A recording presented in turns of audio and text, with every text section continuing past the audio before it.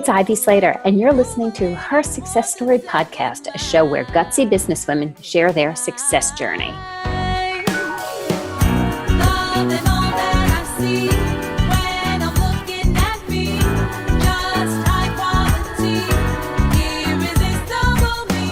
Hi, it's Ivy Slater, and welcome to Her Success Story. Her Success Story is all about powerful women doing amazing things. And today I have the honor and the pleasure of having Jas Boothe as my guest. Jas is native Chicago. She's a disabled Army veteran, cancer survivor, speaker who gave over 17 years to service in this great nation. So Jas's story is absolutely amazing. She was ready for deployment. Living down south in the New Orleans area, Hurricane Katrina hit. That is a story unto itself. Unfortunately, then she also started a battle with cancer, navigated raising. I know your young son at the time. I believe you have some older sons as well. But she is going to share her journey and, most importantly, how she came to the other side of it and what she learned, that there really is not the Army or the services for the United States are not set up for men and women equally. So I'm interested myself in hearing more about it and hearing more about Jas's journey. Jas, thanks for joining us today. Hey, thank you. Appreciate the opportunity to speak with you. So share a little bit. First, you're a mom. Yeah, I am a mom. I served my country for 17 years. I am also a wife to a Marine combat veteran, and now my current mission is a veteran advocate to support and raise awareness to the rising numbers of homeless women veterans and their children. So share a little bit. So what did you learn? How did you learn? Because it's heartbreaking. If you heard me read, as you heard me read the bio, I could not get the words out, because it's that disturbing to me that there's not, that women are not cared for, provided for, given the opportunities. So share a little bit about that and how this came down, and then what this organization you have is going on. Well, there's a saying that experience is the best teacher, and I learned about the lack of supportive services directly geared towards women, veteran, and children the hard way when I ended up homeless in 2005 due to a cancer diagnosis and losing everything to Hurricane Katrina when I was en route to Iraq. Didn't make it because I was sick, which means I had to stay stateside, get a lot of medical treatment and support. And once my cancer did get in remission, I was basically discharged because now once you no longer have a mission, you come off active duty, and I ended up homeless because there were no specific services set up for women, veterans, and their children. I, at the time, was a single mother to my then 10-year-old, who's now 23 now, and it was just a huge slap in the face to learn that we women were looked at as second-class veterans, and me and my child had to go sleep on someone's couch in order to stay together and try to survive. How that in and of itself is horrendous, of course. What the movements you've started so this does not happen to other women? First of all, I commend you. Thank you for your service to this country. Thank you for your service to women, because for any women, single moms, especially, and you had an illness on top of it, to have to navigate on your own without the support of even your country behind you here is a big deal. How do you pick yourself up and say, okay, I see this problem, this is what I could do about it? Well, I would say that I don't know where I would have ended up if I didn't have my son, because he was my driving force on my road to recovery, and also my road to regaining my independence. I instilled in him early on as a child that, titles like single mom or things that society places on you, but are not indicative of how successful you could be. And I told him, yeah, you're going to face obstacles, you're going to get knocked down, but will have to get back up and keep fighting. And I, in that instance, felt defeated and basically was waving my white flag. And he was watching me, and I just knew that I owed him so much better, and I didn't want him to ever be in a position to where he got knocked down, that he would just stay down. And so because of him, I felt I owed him more. And, one of our pinnacles of our warrior ethos as a soldier is to never accept defeat. And so I got up off the couch. I knew I needed a job to help take care of us both. And despite not receiving the follow-up medical treatment that I need, I did get back in uniform and started to work towards, getting us both back into a state of independence and where we could, live our life and, live a fulfilling life. So I have this very, very strong belief that when we are connected to our why or our purpose, I've believed in the why a very, very, very long time, as I've been a working mom for 20 some odd years. Before I knew that it was the why or the purpose or whatever trendy phrase they're using it as today. But when you're connected to that, we can move through everything and accomplish everything. And that's what I'm hearing your son be in your piece, is he was your purpose, he was your why. And as opposed to having him grow up learning what troubles are versus what we create as our solutions in life. No, that's actually true. The military places a lot of emphasis now on resilience. And, I had to actually show him what being resilient meant. And you can tell people things, but most people remember, what you showed them and what they learned through your actions. And so I had to be a living, breathing example of what, resilience was. So in this journey that you've been in, how long ago did you start this organization? So we started Final Salute in 2010, and it was ironically after watching the one of the last few Oprah shows before she went off air. Being a Chicago girl, over as a pillar and a staple in our community. And I was an active duty captain by this time. I had pretty much put my situation behind me and thought, maybe I just slipped through the cracks because we're a nation in war, and then we were a nation hit by a major disaster. Maybe I just slipped through the cracks with everything going on. I did not realize at that time that homelessness among women veterans was a problem, or still was a problem, until I saw her Oprah show at the end of 2010. And that's when I came to realization that it was a problem. It was a growing problem. And also no one had still, took on that effort as an initiative to do something about it. And so from watching the show, I said, what, well, maybe that person has to be me. And that's how Final Salute Inc. was born. And in building Final Salute Inc., what have been some of the learning lessons for you?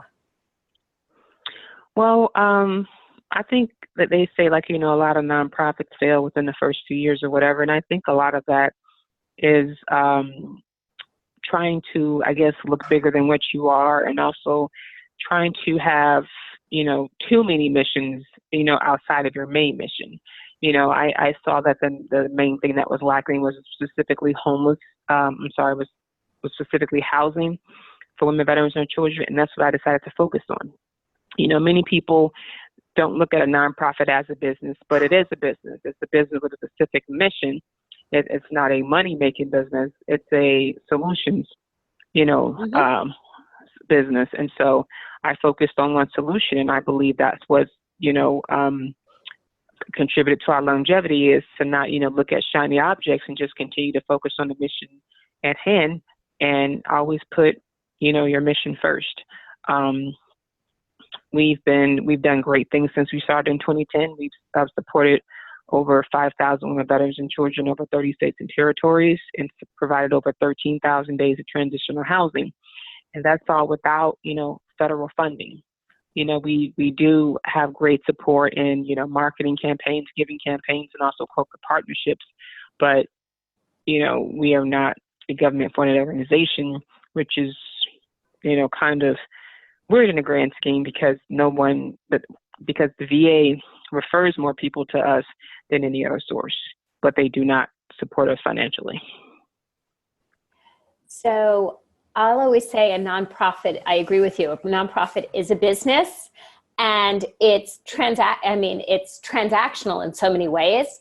One of the things is it might not be selling anything, but you're still raising capital for your services. It's just a different type of transaction. You sell to the donor, and the donor is the receiver is the person that you were helping in the nonprofit. So it's opposed to a traditional sale, it's an untraditional sale. It's still raising capital, and the best nonprofits are see the greatest success because it's run as a business and it's understood from early on. So I love that. Yeah, I would definitely agree that, compassion is a priceless transaction. And nonprofits, do not run on hope and support and thank yous and handshakes alone, just like thanking a veteran for their service and giving them a handshake, doesn't give them everything they need. Yes, it's definitely a show of appreciation, but they need housing, they need, timely medical treatment and appointments and, so many other services that they need. But they're not getting that. And so there are so many organizations that are veteran specific to me that shouldn't be needed because your government, your country should take care of you, but you have to applaud the organizations that are filling those voids because there are, so many holes in the system and how it's set up. And one of the biggest holes happens to be specific support for women veterans. So what else do women veterans, what else is the organization? So we're helping women veterans. What else do women veterans need? What else could we be doing for them? Because, one of my questions is this because back when they wrote all of these bylaws, so to speak, and I might not be using the right word there, but bylaws for now, right? When they wrote all of this, there were no women. Well, we've been around for 100 years, so at some point, no women in this. When did women start becoming in the service, or they always were just in a different capacity? So educate us a little bit about this, so we understand the needs and the importance that this goes back a long time. Right. So women veterans have been around for and serving in 100 years.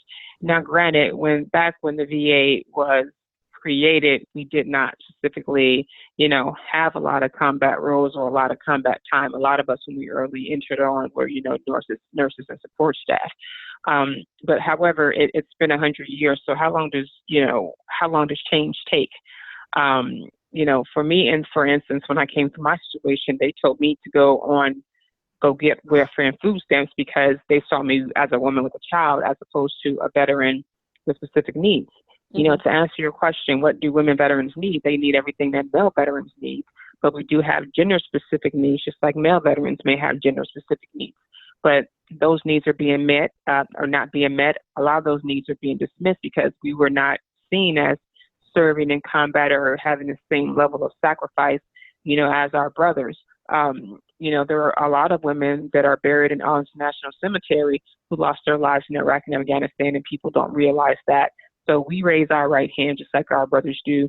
We accept the same, level of conflict and of danger, but nobody really knows about it, and nobody is really acknowledging, which would lead to the lack of specific supportive services that are needed. So what has surprised you in this journey as you've built this organization? The biggest thing that surprised me is how when women veterans are finally acknowledged, but it's how we're acknowledged. So when I go to different events, and specifically when I first started out, male veterans were hailed as heroes, regardless of whatever job they had. They're just seen that way, and, we need to help them because they fought and sacrificed for our country. We need to help them because they're our war fighters. And they treat us like a bunch of damsels in distress or birds with broken wings, of which we're not. I also noticed a difference in the language that was used, that, male veterans have needs. women veterans have issues. So it's little things like that and how we're categorized and the approach that's taken, towards us because we are women. So in this, and I love I love the language differentiations, the needs versus issues, and I think that's very, very important. And I believe in our language there are subtle differences that make huge impacts, and this is a classic example there. It is the same thing. Men and women, we are both living our lives, and we both have needs, right? Food, shelter, clothing. Mm-hmm. Raising our children to the best of our ability, et cetera, et cetera. And it's not an issue. It's every person who have dedicated their lives to this country have done that with, jumping in with 2 feet and making huge sacrifice and a huge commitment. And what I'm hearing you say is no matter who is showing up in that role, everything should be equally returned. Yeah. And not even should it be equally returned, it should be equally returned in a respectful and dignified manner. You shouldn't be made to feel like a burden or made to feel like, oh, we're just taking care of you because, this law says that, as opposed to you deserve it, you've earned it. So, it just... Yeah. Go ahead. It's part of, and I thank you for bringing in the word respect, because I think that's huge, is to show the respect for every person who does this role in any job you show up to do. We all deserve respect as humans, and when we lead with honesty, respect, and integrity, we're truly building a better world. Definitely. So, Jas, what I always like to, because I always believe relationships play such a huge part in what we build. Is there any significant relationships that's made an impact for you as you have built, and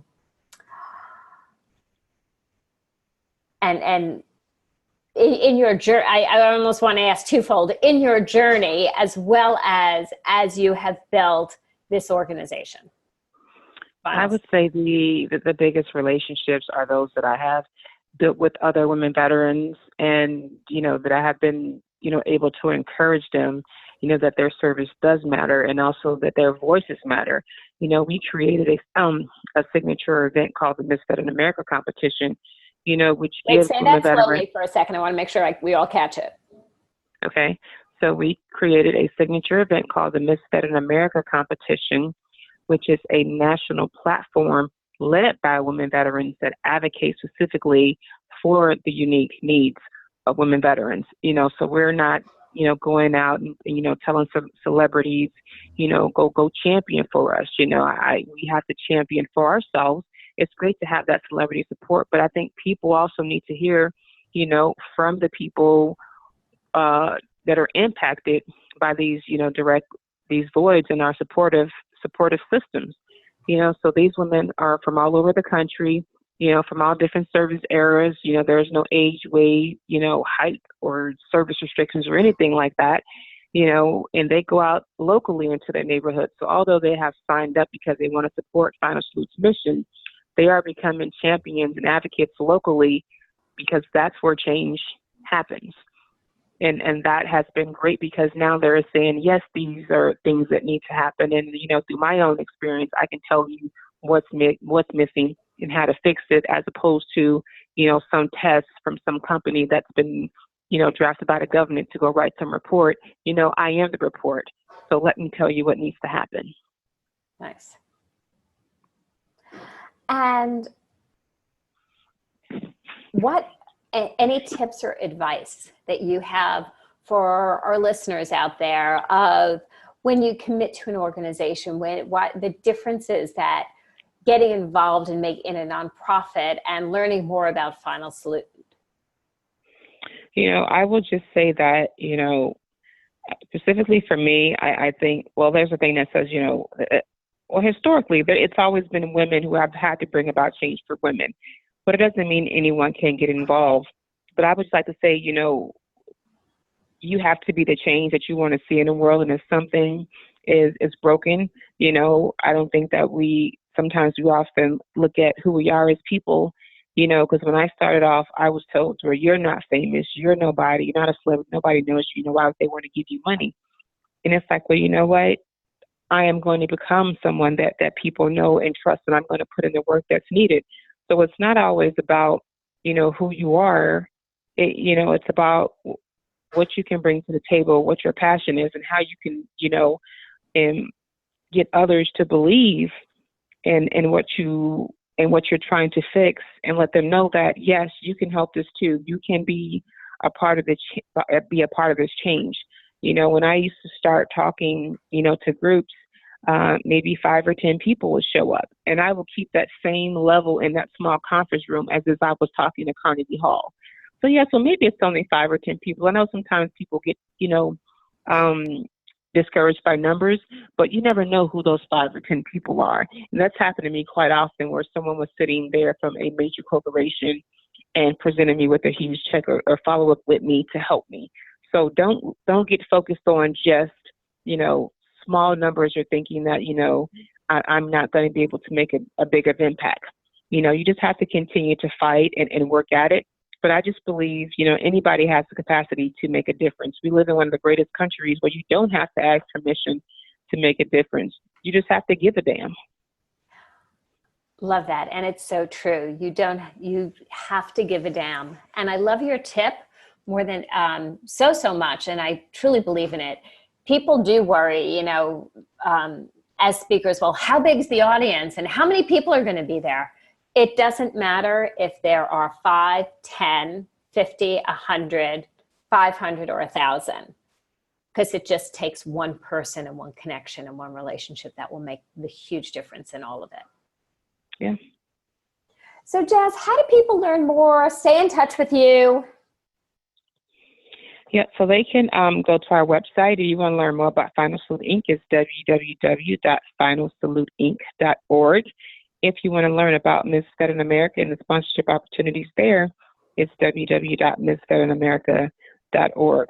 But also, you know, again, everything starts locally. See in your local, neighborhoods, what resources are there for veterans and what resources are there uniquely, you know, for women veterans and veterans with families.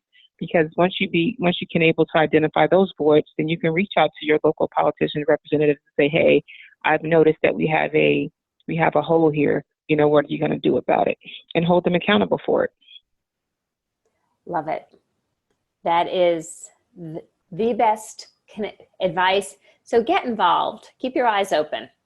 Open your eyes, see where you live, get involved, take an action. Jas, thank you so much for joining me today. Thanks for joining the Her Success Story community, and may we support you in leading the charge in making sure every woman veteran is as taken care of as everybody else. And thank you for taking this up, for being the leader you are, and championing all the women out there. It's important. Thank you. It's been an honor to serve.